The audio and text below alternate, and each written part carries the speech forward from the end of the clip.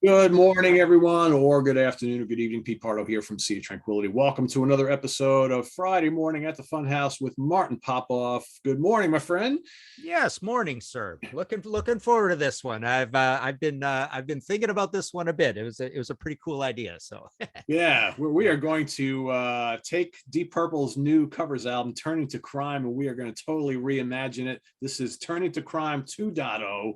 I don't know, Martin, do we want to briefly, before we get into how we would kind of remake this album, do you want to give any brief thoughts on your opinion of Turning to Crime, the way it currently sits now that they've just released? Sure, yeah. So I interviewed Roger for it, and I was kind of horrified at the track listing when I saw it. Thinking I don't even want to listen to this, but I'm glad I listened to it. I mean, I think they really deep purpleized a lot of these songs, but I really found it to be a very unimaginative track listing. That's the thing that really bothered me when I saw it. And you can look at this a few ways. It's like this is them picking what they want, so they're being artistically pure in picking things that excite them to make their art. So it's not about the fans, it's not about what the fans want. So that is going in with the best instinct. So it's things more or less from their youth. So you think of the Deep Purple fan base, and it's probably guys 50 to 65 years old, and these guys are more like late 60s to mid 70s, right? So we want to hear stuff probably a little later. We don't want to hear stuff from the oldie moldy 60s or before that, and we certainly don't want to hear things that are covered over and over again. So, but they're coming from a good place, and they do really deep purpleize these songs, because I think Deep Purple, they had a sound on Machine Head. I think they had a sound on Burn. And I think they have a sound in the Steve Morse era. But all those other times, as much as I love those albums and they're one of my favorite bands of all time, I don't think there's a Deep Purple sound.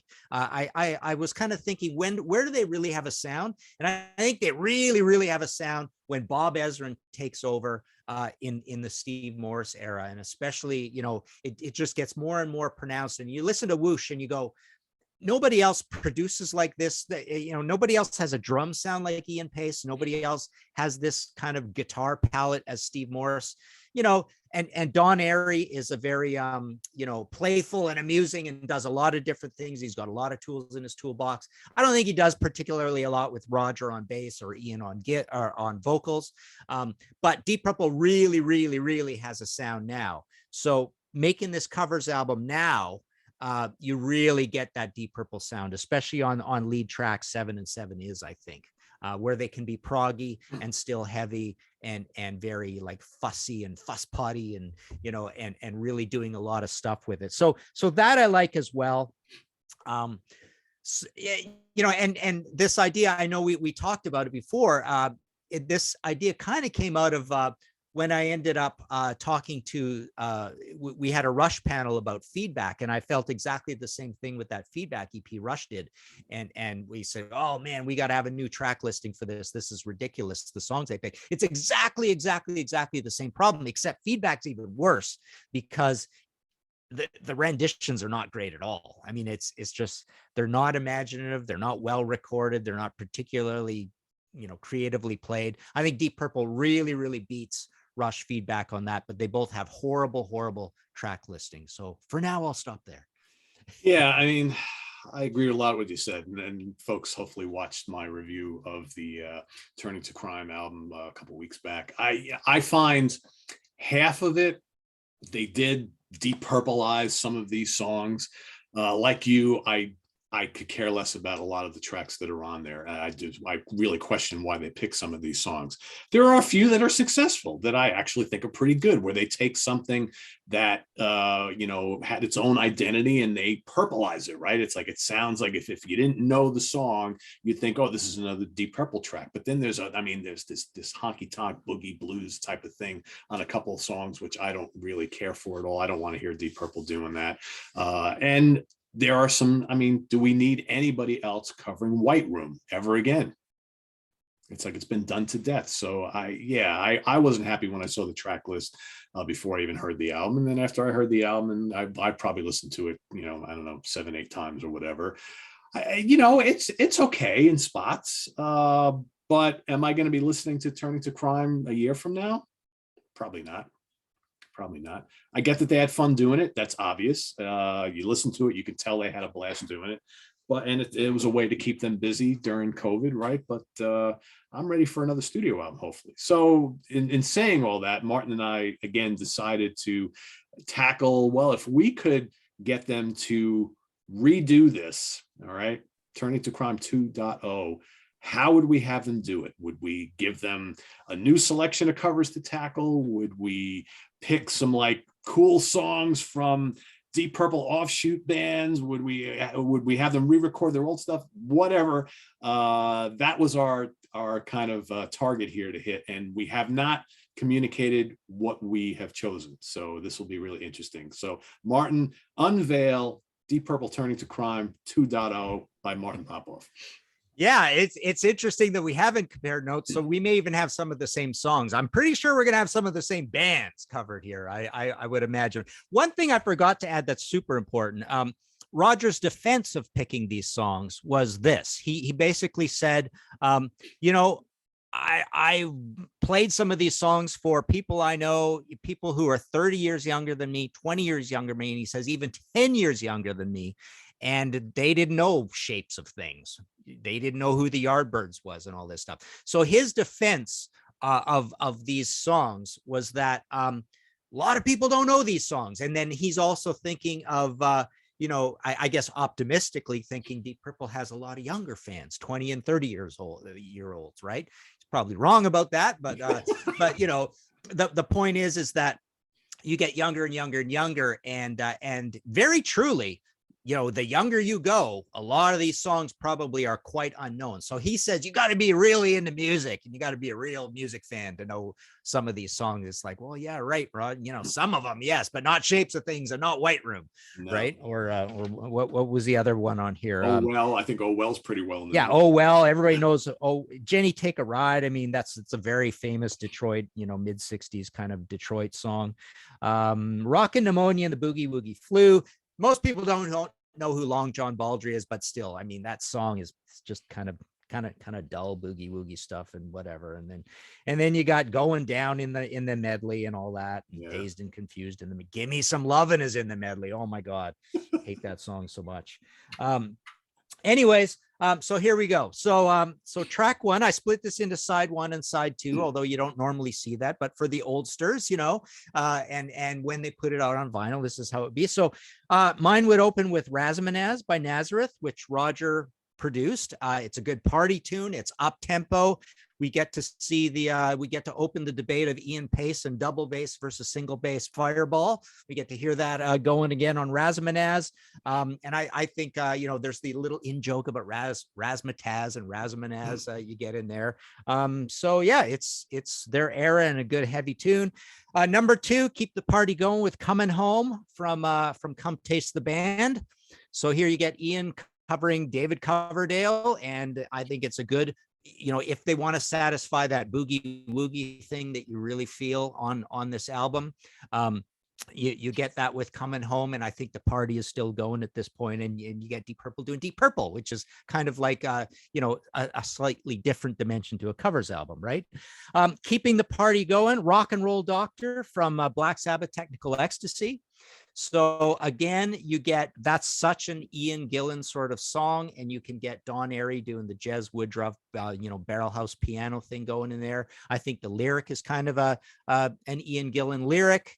And it just feels like a Deep Purple having fun song, yet it's by Black Sabbath, yet it's so different for Sabbath because it's really the only time they ever did boogie woogie kind of thing. I know people laugh when I say boogie woogie. You know, we had that big debate on how to pronounce boogie, right? Boogie woogie. And then so we're at track three. Number four, things get a little serious with Kansas, Carry On Wayward Son. So you get that, you get Deep Purple being very proggy here. You also get more of the organ stuff, and you get the nice little thing that Steve Morse was part of Kansas, but not at this time. But I think they could have a massive hit single with that. That's the other thing. This is the album that the fans would love. It would be a huge hit, and people would talk about it, and they'd probably actually get even some, God forbid, radio play on it, or lots of Spotify plays from it, right? Close the side with Mr. Universe from Gillan. big, huge epic, fun drumming song, fun keyboard song, fun guitar song. It's Ian. It's a cool lyric.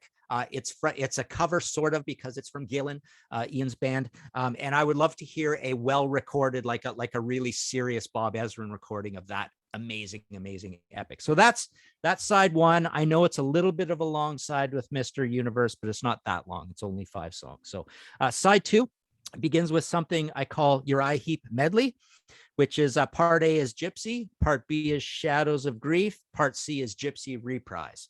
So here you get the little joke about Uriah Heep being the carbon copy of Deep Purple and them rehearsing in the same Baby space Purple, and all yeah. this. Baby Purple, and you get massive Hammond organ. You get a typical Ian Gillan, anyone's daughter sort of lyric out of the whole gypsy thing. You know, dad discovering Ian with the girl, right? So it's a typical Ian Gillan lyric. Shadows of Grief, I thought fit in there pretty cool with a very progginess. And then back to Gypsy, I thought that was pretty cool.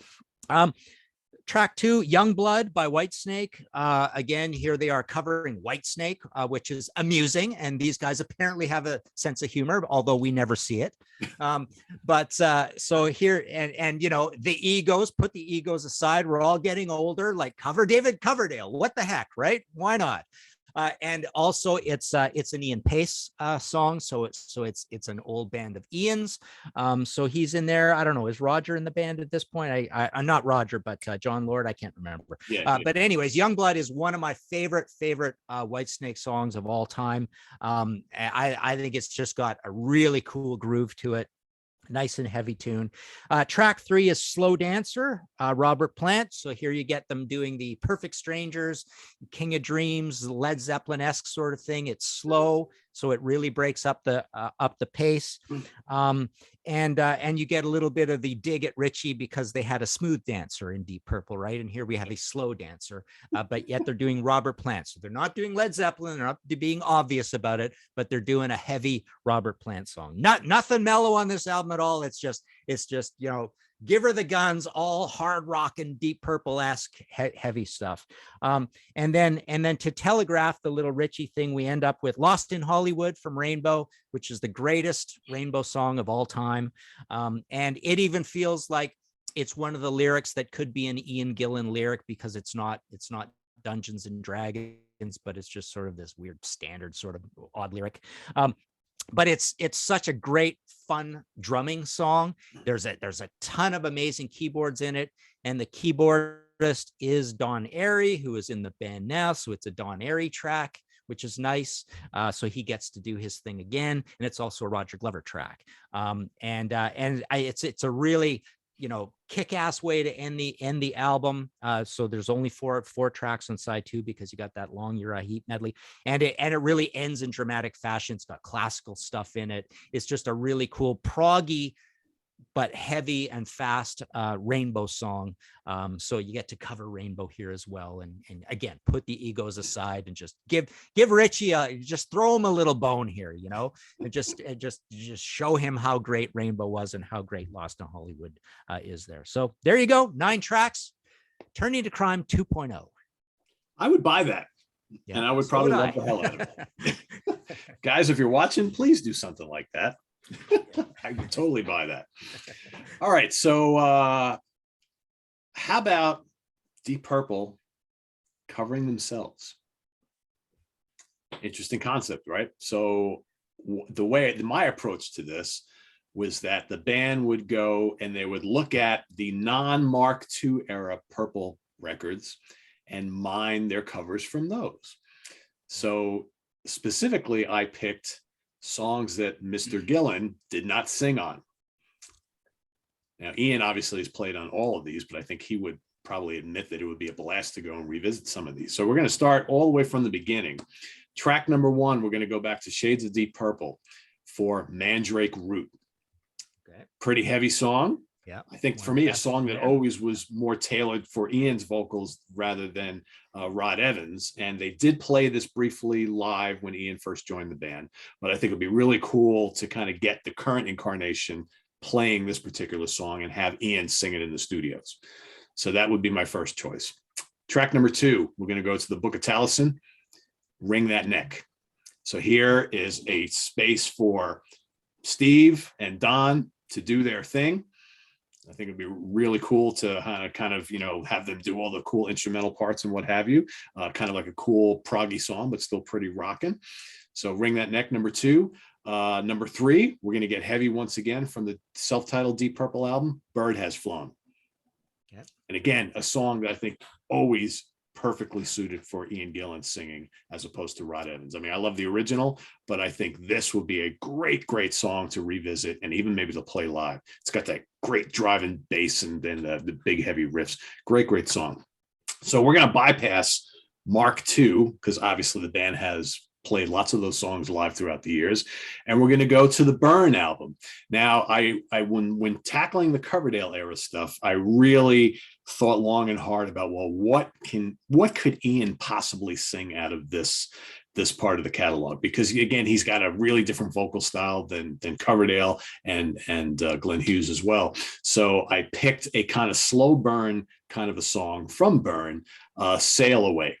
Just kind of funky. I think Ian could do one of his playful, like granddad talking my way through it kind of vocal approach, which I think would be really cool. And I think Don Airey would be awesome doing the keyboards to this particular one. Again, it's kind of that slow, moody thing. I think it would work really well. From there, we're going to go for track number 5 to Stormbringer, Lady Double Dealer.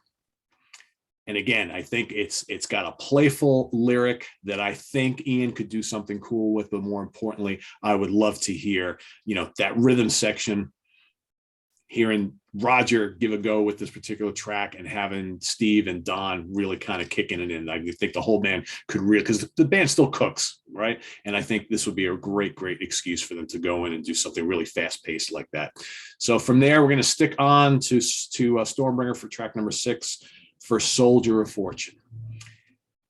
And I think this is a spot where they can kind of settle back in and Ian can really have a go with just, that really kind of gentle, almost Ian just talking his way through it, but giving the Gillan approach to this really kind of introspective, kind of bluesy, mellow track, which I think would be really cool.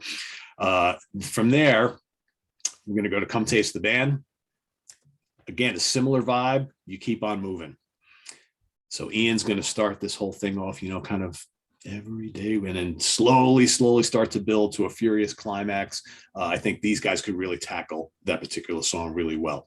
But we're not going to leave Mark III just yet, because then we're going to allow for a little extended interplay from Steve and Don in You Fool No One. Okay.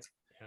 And again, here's a way to let Deep Purple really show their hard rocking side. And I think that's a good example. I didn't want to do Mistreated because I think we've heard Mistreated done enough over the years. And quite frankly, I can't see Ian singing that. So I tried to pick stuff from the Coverdale era that I think he could tackle. From there, we're going to move up a ways. We're going to go to the Slaves and Masters album. How about a little Fire in the Basement? Nice. Which I totally could see this band doing. Yeah. And, quite frankly, just sometimes I kind of think about what that album would have sounded like with Ian on vocals instead of Joe Lynn Turner, right? But I definitely could see him doing little playful stuff in there and doing his little screaming and stabbing he can do with the vocals in that particular track. I think that would be a lot of fun. And that's track number 9.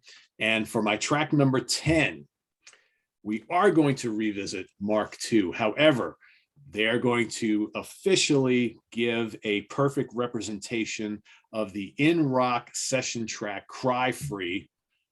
Nice. And really do it justice the way it should have been done. Because I think that is a great heavy track that never made the album. And, the version we have that's available now is it was not really finished. It sounds like a demo. So I think Cry Free, and I think Ian's going to be going off on that. And Steve is going to just unleash some really great guitar work on that particular one. And I think Ian's going to have a lot of fun revisiting that one after all these years. So that is my Turning to Crime 2.0, reimagining Deep Purple classics, not Mark II. Or, Mark, what are we on now? Mark 6? I've lost track of what Mark they're on. Mark 6, Mark 7? I don't even know. Where are they now? I don't know. So, yeah. I'd buy that. And they'd make a lot more publishing money off of that version than my version, too, Absolutely, right? they would. Absolutely, they would, right? And I think, Mr. Coverdale, Mr. Hughes, and Mr. Blackmore wouldn't be that upset about it, right? Because they probably make a couple bucks off of that. So, yeah, funny. Yeah, but I would like that. It's kind of like what Uriah Heep did with their Celebration album a bunch of years ago. Except with Celebration, they basically revisited and re-recorded the usual. Right here, they would go tackle stuff that you don't normally hear or never see them play. Right, and specifically Ian never sang on. So yeah, with the exception of one song. And imagine the Bob Ezrin version of the band now doing that. Doing the Rod Evans stuff, right? I mean, it'd be just a world of difference, right? Yeah, that would be really cool. Yeah, I agree. I wanted to mention I made a note of what I picked when we did the feedback 2.0 because 7 and 7 is even on that, which is bizarre, right? The Deep Purple wouldn't have known that, hey, Rush just kind of did this and then maybe do something different, right? But for that I went with Thin Lizzy, Bad Reputation. So this is what I would have wanted Rush to cover instead of what they put on feedback, which is Summertime Blues and a Who song and whatever. So I went with Thin Lizzy, Bad Reputation, Blur Scout, Black Blade, Max Webster, Toronto Tontos, The Tea Party, The Bazaar. So for a bunch of Canadian content, Wake Up from No Means No for more Canadian content, The Magician's Birthday, Heap, because Heap gave them their break, In the Dead of Night by UK. So that would have been cool to hear Rush do that. Wow. Oh, yeah, right? Hell yeah. And UFO Long Gone, big heavy UFO song because Rush toured with UFO. Yeah, that's a good track selection there. Yeah. I found the Rush one a little uninspiring as well. I don't know. Yeah. It's for me, it's like these legacy bands. I mean, these legendary bands. It's like, so many artists have done these cover songs and covers albums. It's like, God, just pick stuff that's not already been done a million times. It's like, how hard is it? I mean, I get you're picking stuff that you grew up with and they were your favorites and like the favorites of a lot of people, but it's like, that's all you had, It's like, yeah. And to reiterate, I remember I've mentioned this probably other times, but I think the very first time that we saw bands really do what the fans wanted and really impress the fans and excite the fans was Iron Maiden with all those B-sides off of those early songs. And then Metallica started doing really cool covers, right? So it's Maiden and Metallica that actually started the tradition of actually like thinking like the fans, right? Like we are the fans, we're the same as the fans.